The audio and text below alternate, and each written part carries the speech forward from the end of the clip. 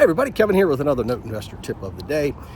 Let's see what's happening this week. We've had a couple incidents where people have lost documents. Now, I get it. We used to see a lot of lost notes. Remember, notes are still considered personal property, so they're not recorded.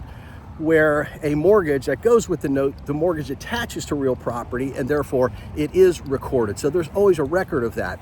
Notes, you got to hold on to them. You got to keep them safe. Now, when we had our last crash, we had a lot of lost notes because banks would just lose track of them, right? They're moving documents from one place to another. I get it. But when you're an individual note owner and you're doing several notes a year, how do you lose the note? You've got to keep that stuff because it affects the quality of what you're trying to sell. You know, it's like selling a car without proper paperwork. You know, there's going to be an issue.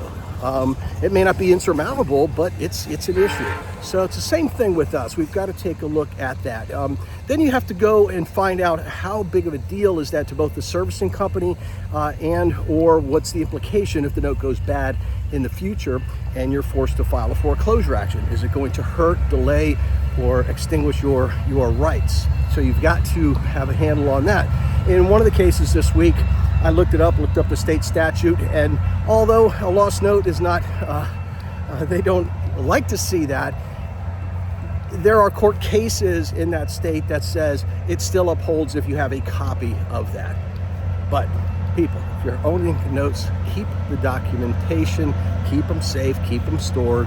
It just enhances the quality, makes for a smoother, better transaction. There's your Note Investor tip of the day.